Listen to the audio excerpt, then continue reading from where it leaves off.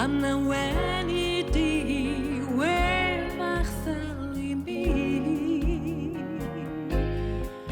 O pan na ddoi di hif mreichiau I. O pan dita pan yr wyt ti ar gor mewn Paradwys Ffŵl.